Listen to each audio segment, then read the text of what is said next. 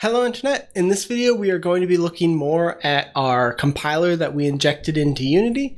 This is kind of going off of what we did in the last video, which was to get Roslyn, the .NET C# compiler, compiling and building into a Unity binary. And so this is just a normal Unity game that I've actually built. And what I want to do in this video is actually get a UI system added to this. And so this is actually currently just executing a single function that is moving our camera position to a different position. And so if I quit out of that, we're running our binary, we're just building the normal scene. That all works. But if we actually look at our main camera, it's at 1 minus 10. But if we run this game, we end up at 0, 0, minus 5. And the reason that's happening is because of this. This is my little quick C# script that is taking the first camera object that it finds, grabbing the transform and changing the position to that value. And so what I want to do is effectively take this and have this string that we're using as our command be input at runtime by you. So you can just type whatever you want and get it to do things. And so this is going to be hopefully useful as like a debug way to kind of explore different things. And it's kind of a proof of concept of like what getting this tool embedded into your game might actually look like. So that's what we're going to be playing with. Not entirely sure how it's going to go because like everything, it's the first time trying it. So we're gonna see. But we need to stop this, and I think we can just. Like, I'm hoping this goes really quickly, but that never actually works. So we are going to add a input field. And so that adds a canvas and an input field. We are going to move that to the bottom left. And so the way you do that is using these anchors. We can do bottom left here, and that's actually going to fix it to the bottom left of our screen. But you'll notice it didn't actually move. But what did change is the positions. So the position X and position Y. And so if we set those to 0 now, we'll see our thing is down here in the bottom left now. And so that's not quite doing what we want because it's off the screen. And that's because it's centered. So the pivot point is at 0.5 and 0.5. So we want that at 0, I think. How does this work? That's just for rotation. Never mind, that's not going to work. We're going to have to do this the annoying way, which is to halve these values. So we do 80 and 15, and now we get our text box on the screen. So 80 and 15 is half of the width and height of the component, and that just gets it onto the screen. We can do this a little bit better. We can effectively just fill the bottom half though. And that we're going to do, or we can just fill the little, I guess, horizontal bit there. And we can do that using a something. I should point out at this point, I don't actually know much about how to use Unity's UI system because I used it a bunch when it was introduced and then stopped. But there we go. Let's move this all the way to the bottom and center it. So let's actually... so this bottom right, this is going to be a bottom aligned and a horizontal stretch. So we'll align it to the bottom of the screen and then stretch it horizontally across the rest of the screen. And so we're going to do that and then give it a height of 30 and and then a 15 pixel offset or unit offset. This isn't really pixels. And so that's going to give us this bar across the bottom. And so what we can do then is use a... How do we want to do this? Horizontal layout group. There we go. That's attached to the wrong thing, so let's attach that to the panel. And so if we attach the horizontal layout group to the panel, we can have that control child width. There we go. And so that should fill it. I may have done this wrong, but you can see we can no longer change the width, and I can actually do the height as well because we just want to fill this. This is like super simple, but effectively we're overriding every part of this input field's position. So the panel is controlling all of it. And then we need to add just a quick button. I'm going to use that as the way to sort of submit things. And so if I add that, because we have that horizontal panel, that horizontal layout group set up, we actually got a 50-50 split between the two. And so that means that our button is over here, and then our text field is taking up the left-hand side. We probably want more in the text field, though, than the button, because the button is just a run button. It's just going to do something. And so okay, text, run, sure. Problem with the button is it's too big. It's way too big. So we need to shrink it. So we're going to do something. Don't know what it's called, so we're going to figure that out. This is not the right place. So I'm looking in the UI section. That's going to be UI elements. We don't want UI elements. You would think we want UI elements, but we actually want layout stuff. And so this are different things for layouts. And so we had the horizontal panel there. We actually want, I think, a layout element. And that's going to give us a preferred width of, let's say, 120. That's too big. 64.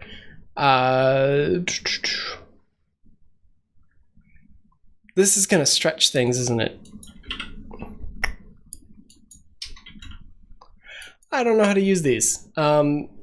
This was a poor choice. Because, so the thing is I want the input field to be big, and I want the text to be small. And I don't know how to do that. 0.25? Oh, that's not how that works. So we could set the min width, but that's not going to do what we want either. So I remember why I stopped using the UI stuff. This stuff annoyed me. Content size fitter, I don't think that's what we want either. Horizontal fit preferred size, and then we can do a layout element with the preferred width of 64. But see, that doesn't really work, does it? Because now we just aren't filling the space. What an annoying. Okay, I won't go on a tangent, but that's frustrating. Maybe if we add it here. I should point out at this point, since we already have the coding done, most of this is going to be figuring UI stuff out, and since I don't really know what I'm doing with the UI stuff, this is going to be most of it. So like if I do the preferred width equals whatever number that is, it works-ish. The problem is it doesn't really work. Because I don't think this is how this is. If I set that to 100 and the other one is 900, right? This is 900. So that should fill the entire thing. But if I set that to 9 and this to 1, so it's not a fraction. It's clearly not a fraction. I don't know what those numbers mean.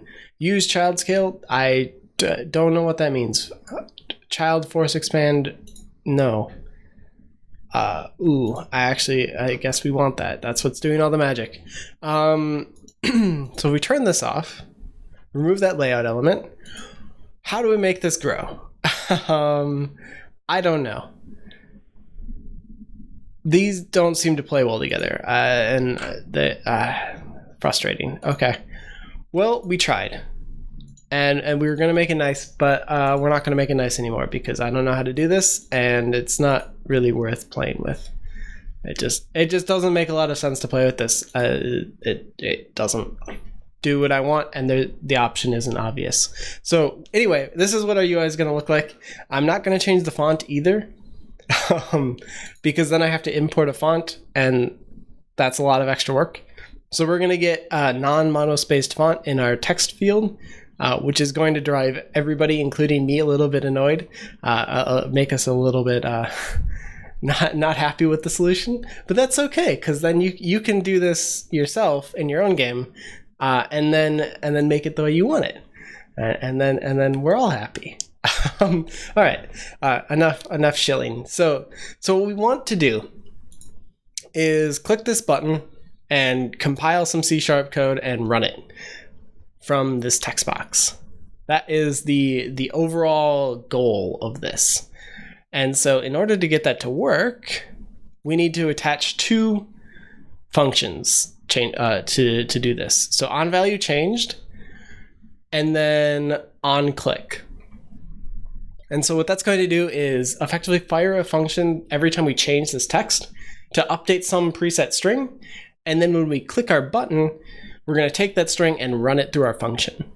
And so hopefully this isn't too hard. So we're just going to grab this and we should be good. I should mention I took off the generic value here, which effectively removes the return type. So this function is not expecting anything to come back. This gives us a way to kind of just execute random code that just like operates as a setter, like its own individual thing. It's not returning anything that we need to use later.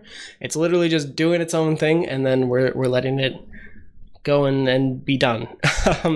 So we've done all of that. Let's create our script. So we are going to call this code executor, because why not?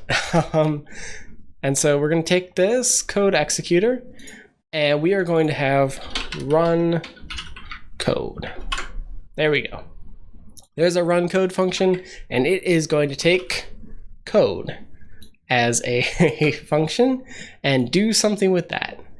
I don't know what the code is going to be, but it's going to be some sort of string. So public string code. Done. And I think that's mostly it, right? Like there's not too much else we need to do. I don't know. It's angry at me because I haven't imported all the stuff. Sure. That's not how you do async functions. There we go. I should point out that async void functions are a really bad practice. You're not supposed to do them. I'm doing them here. The reason you're not supposed to do that is it becomes really hard to like test for errors. And it like, because you have a task coming back, but you can't really do anything with that task. So like, it's really easy to treat this like it's not an async function and then get really weird behavior because you just fired off an async thing and forgot about it. And now you just have this random piece of code that's doing things in the background. And so that's one of the, I guess, things with async void. Ideally, you would do like task.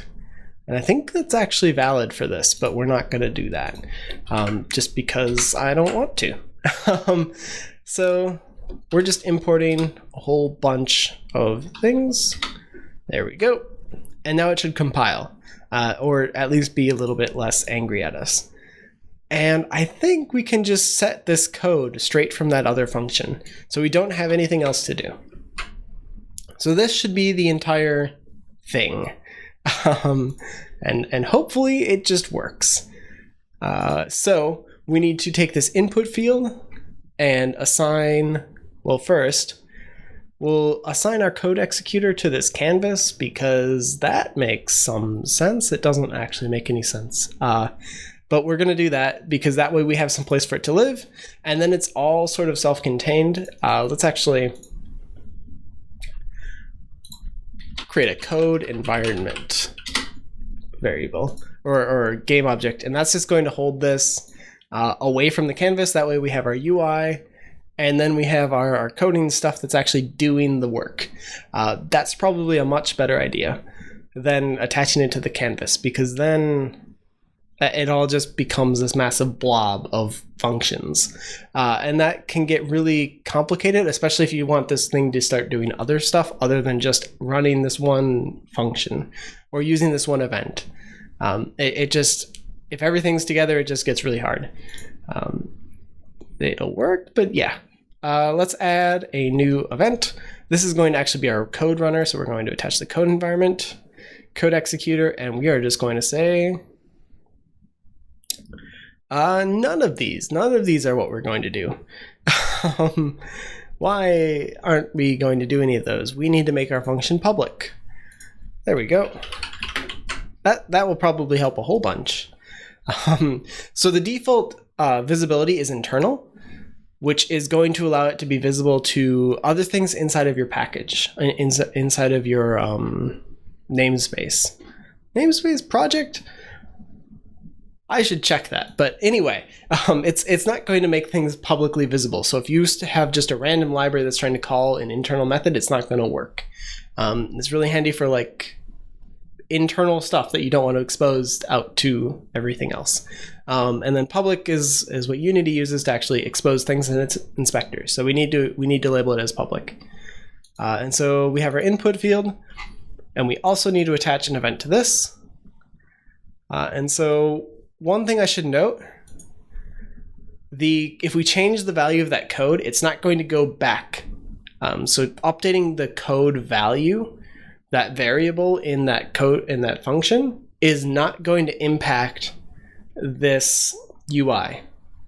So if we change that through some sort of code, we're not going to see whatever whatever function we print into there to show up here, because there isn't a two-way binding. This is just going one way. Whenever we update this code executor, we want to take the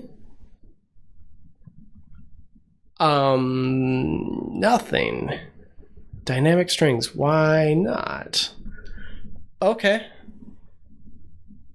That doesn't work either. I kind of thought it would, but I guess not. My hope was that we could just take that code function or code variable and assign to it, but it's not an option. So we are going to create a public function that can just accept the public. Oh, it probably needs to be a property. String code set code equals value. Right? Why did I do a double equal? That's not right. Can we do, oh, what's this? Sorry, I'm making up syntax as I go. But I think there is a short code for a setter, defining a setter. And I thought it was this, but I guess not. It's something like that. But it doesn't matter. We're just gonna do it this way. And so what this is doing is taking code and setting it equal to the value that we pass in to our setter. We shouldn't need a getter for that. So everything should just work. But that should, assuming I made that public, be exposed here as code. And then we can set that and actually run our stuff. So I am going to go in here and grab this massive thing, just so we have something to work with. Oh, our text is wrong. It's not actually rendering text. We should be able to see things, and I can't test. Yeah, that's not right. What did we do? We should make this a little bit taller, I think. 40 by 20.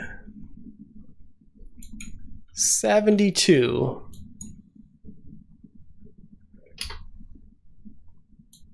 What?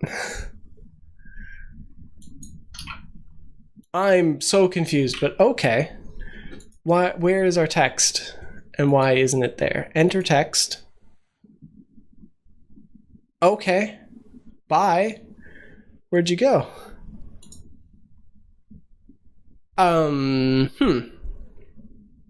This is not going to be handy if we can't actually see the text that we're supposed to be writing into this.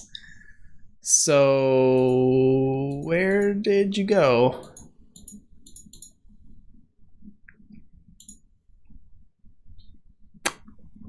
I don't know. It's just gone. Usually the text would disappear because it's not visible, but I don't know. Input field, that one works. Let's use that one. What did I change? I must have changed something because we lost that previously. So we take this position Y, change that back to 15, change this to 30. Good. Enter text is there. We have our run button. We need to reconfigure this because I broke it for some reason, and set this equal to our code. There we go. And now it should work. We should actually be able to do things. I should have noticed that earlier, but there we go. There is our function. And so if we set this equal to 7.5 f, there we go. Can't convert from double to float. So we need to, why can't I type in F? What? Okay, my keyboard's broken. That's cool. That's great. I'm glad that's happening now. Let's do 7 then. Just set it to 7, and we moved our camera. My F key stopped, so this is going to be a very interesting adventure for the rest of this video, but we're gonna keep going and figure out what happens. But the point is we can move, and that's really all we needed to do. So this is fine. We're good. So all we need to do now is save our scene, because we're going to be building this now, and then we should be able to just execute at arbitrary code inside of Unity. And again, same things as normal. This is dangerous. You can do really bad things if you aren't careful. So we're going to build this, set this, send this into our build folder, because that's where I build things.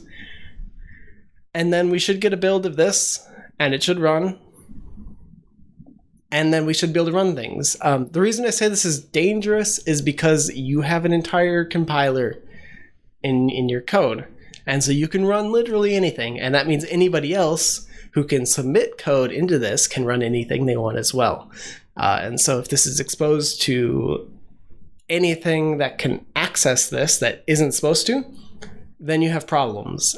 So if you have like a web service and people are like submitting these things and you're just running them, probably a no-no, or other things. Certain things like mods are probably fine for the most part, because hopefully people already trust those things. But just keep in mind the trust boundary of like people of just running random code on people's computers, because that's not a good thing. But if we run this, we can now change the position of our camera, and everything is good. Cool. So that's like all that I wanted, right? Is just to be able to move this, and we should be able to even find our mesh filter on our cube, because that should be the only thing with a mesh filter on it. And we'll set it to -10 and move it up 1. So it should be like slightly above and closer. And there we go. So now we just moved our cube. And you can use this as like a whole bunch of other things. This is strictly an example to just kind of like introduce this. And if you probably wanted to take this further, you definitely could. But I think this will be handy for like debugging, or maybe you want to have a game that teaches people how to program.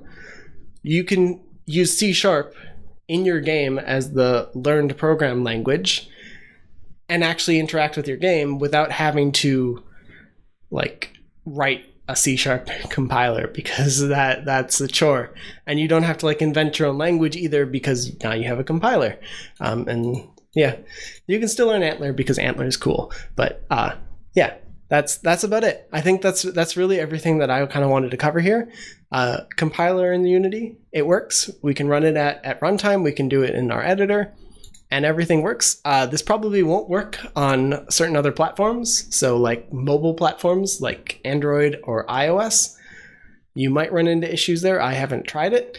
Probably WebGL as well probably won't work. That would be interesting.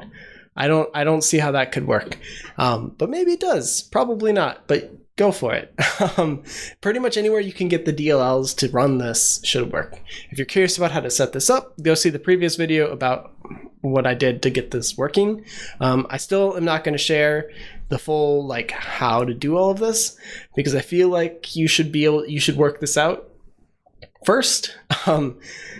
Just because if you don't understand why it's a bad idea to run arbitrary code in your game, this probably isn't something you should be using. And And so trying to be cautious there, just for the fact that like this could have like really bad things. Luckily, most games do not run as like administrators anymore, so they can't like completely delete or whatever your system. But it's still not a good idea to just run random stuff on people's computer. So there is that. Maybe hide this behind a debug flag or something as a way to like collect debug information when you need it. But that's it for this video, so I will leave it here. If you have other ideas on where we could take this or things we could do with this, I'd love to hear them. This is something that I think is really fun to play with because it kind of plays with things that I really like teaching people how to program. So yeah, I'd love to play more with this. So if there's ideas, leave them in the comments. If you want to see more, consider subscribing. Other than that, I will see you in the next video. So until then, see you, Internet.